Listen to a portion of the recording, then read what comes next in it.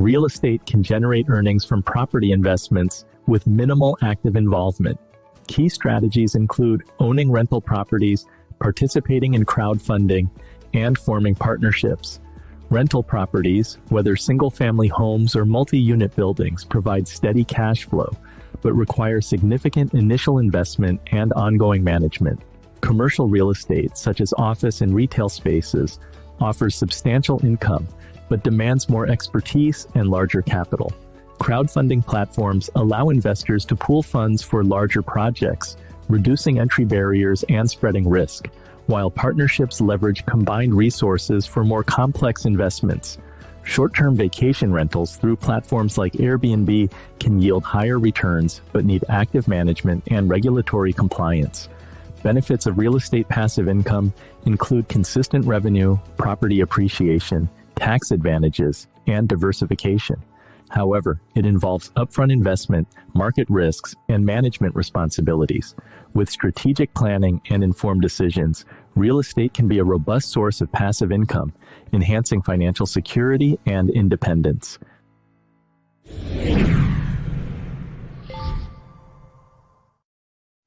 Colton, you mentioned dividend stock investing because it has the lowest barrier to entry. You could have like $20 or $30 and get started. When you accumulate more money and you're thinking about diversifying into real estate, how do you identify promising markets for real estate investment that can offer the most potential for passive income? That's a great question, Andy. So I have invested in two markets. So my first market I invested in was essentially my hometown, my backyard. And I got started with a house hack. So for the individuals that don't know what that is, you buy a property of 2 units, 3 units, 4 units, you live in 1 unit, you rent out the other. Now, the reason why I did that, again, I was a very low earner. I couldn't afford to buy a regular house, and I had to buy something that brought in income because here in Canada, the bank will use some of that income to help me qualify. And that was the only way I could actually get into a property. So what I did is bought a duplex, lived in the basement apartment, renovated it, rented out the upstairs. I lived for free. Now, was it the best area? I have no idea, right? It was close to home. I kind of knew the area.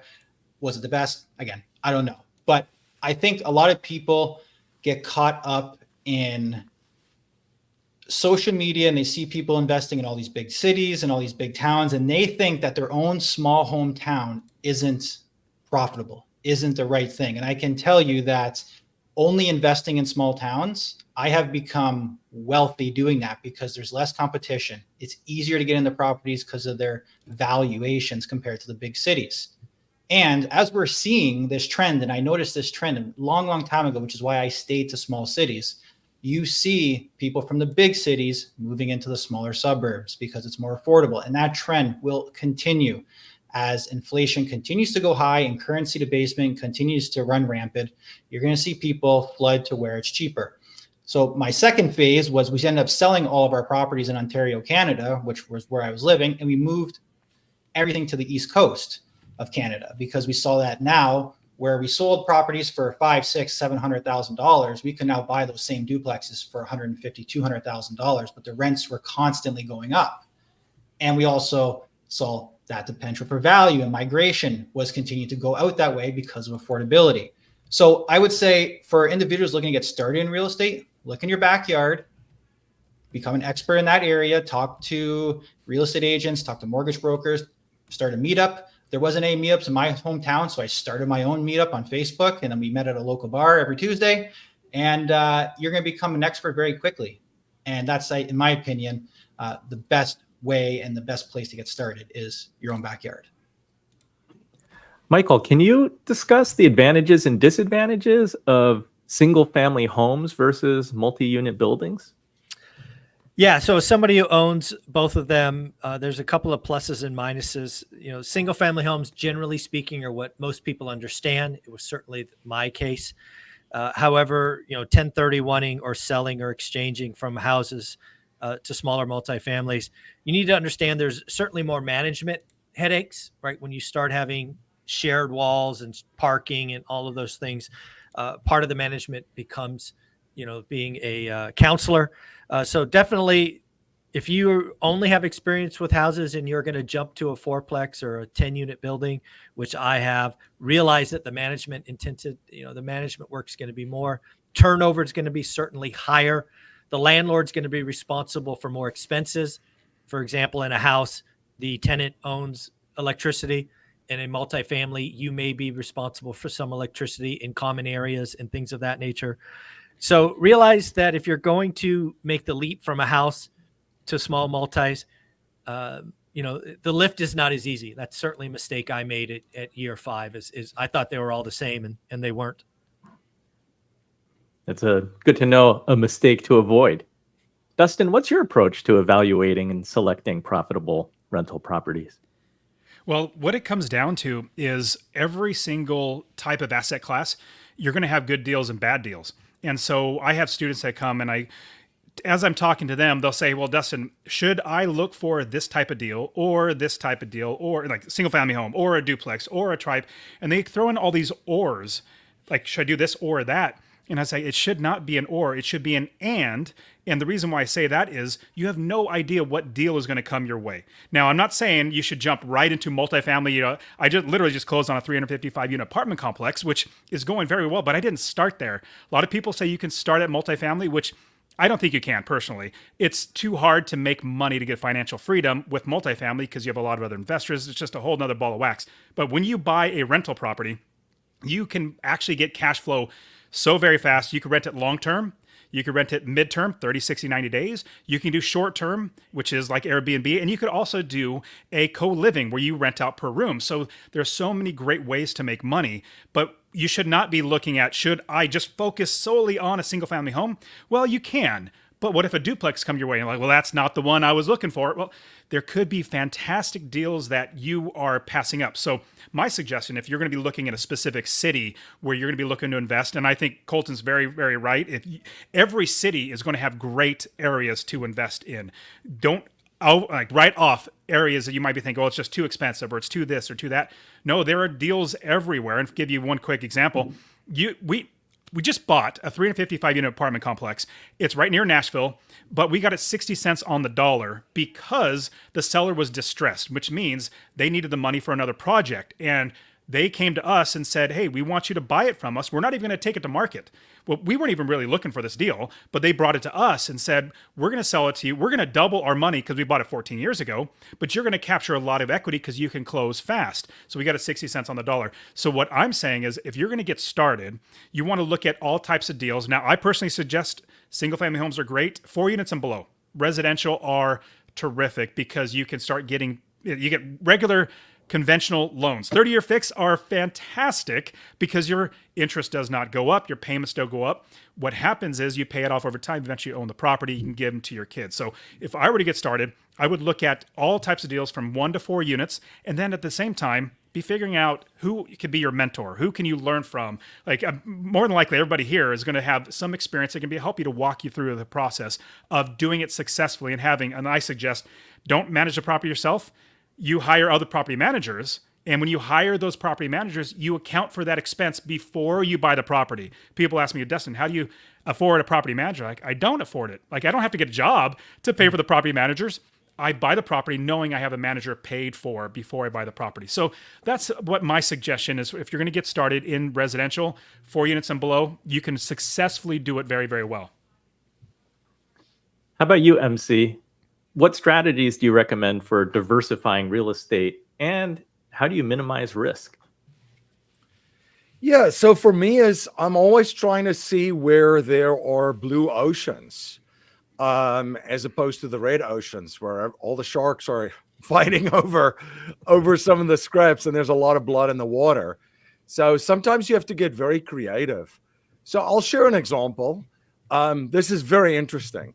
So I always said jokingly, if you want to get into, if I had to really pick 3 businesses to get in right now, again, if I had to start over, probably be babies, weddings, and maybe divorces. You'll never run out of business there, right? Now, again, you have to figure out which one of those are going to be something that you enjoy, something that's interesting. So what I found very interesting is looking at the real estate landscape And I saw what was going on in single family. I saw what was going on in multifamily. It got extremely, extremely hot at one stage. And what we looked for is a niche that was very distressed. And the niche that was extremely distressed was hospitality. And this was even slightly before 2020. The economy already started going down in 2019, especially when it comes to disposable income. So it helps when you inject $4 trillion into it. That solves a lot of problems, right, with disposable income. So we already looked at distressed hospitality properties. And then inside of that niche, there's another niche of historic properties. Now, why historic properties? Historic resorts and hospitality properties. Well, they're unique. They've been around for a very long time. They have a soul. They have a story. There's an angle to them. There's an allure. There's something that draws people to them. So what we try to do is we looked at some of these properties that we can actually bring the business plan. And my vision of the babies, the weddings, and the divorces. I was going somewhere with this. We actually brought in a business plan where we had wedding venues on one of the oldest historic properties. And we acquired this in 2019. And of course, 2020 happened. And I mean, the travel habits and behaviors of people changed. Instead of taking your entire family and all of your friends to the Caribbean and having your wedding, you are now looking locally to a place where everybody can drive and mom and dad and your grandparents and everybody can be there. So we started buying all these historic properties, mostly in the Northeast, which is very specific, very, very, very overlooked. It was very challenging too when it comes to the financing because nobody would touch it, right? Nobody would touch hospitality during that time, which presented another opportunity because nobody got involved. A very blue ocean. Nobody got involved in hospitality because it was getting clobbered. Nobody got involved into specific historic properties because they couldn't find the financing. So you had to get very creative, do a lot of seller finance deals and so forth. And essentially what you have is you have a nice piece of real estate. Some of these resorts, there's one particular that I'll share. It's it's the second, depending who you are, it's the second or the third oldest winery in the United States. It's about 20 acres. It's now a wedding venue, number one, but you have many, many other sources of income. So your main core business is weddings, which they're never going to stop. And people don't stop spending money on them, by the way, just like babies and dogs and maybe divorces too. Because some of them, I guess, are worth it. But people don't stop spending any money on it. So then on the property itself, there's a hotel, which then people have to come to this the wedding. So they stay there. They have to go to restaurants. It's a winery. So you're selling wine and doing wine tastings. And there's different food options. There's other banqueting events. There's a golf course. There's a spa. I mean, this, and then an outdoor village which was as a result of the 2020 events. So you have all of these ancillary income streams now based on one. So that's one way of diversifying within real estate, is looking where there's opportunity where others are not looking and try to find blue oceans amidst the sea of red oceans. I love that. And that's got to be Renault Winery, right? That's Renault Winery, yes, with Josh McCallan and Accountable Equity. Yep. Yes, Josh has been a guest talking about wine. I didn't actually have him talking about real estate, but he definitely could have. Yep, absolutely, yeah. And a winery is just one example. There are other examples of other properties where they have a different edge to them, something else unique, right? But that's a great example because the cash flow on those types of strategies, real estate strategies, is quite incredible. I love it. Well, we covered from single family, multifamily to hospitality, much bigger venues. Let's move on to segment 3.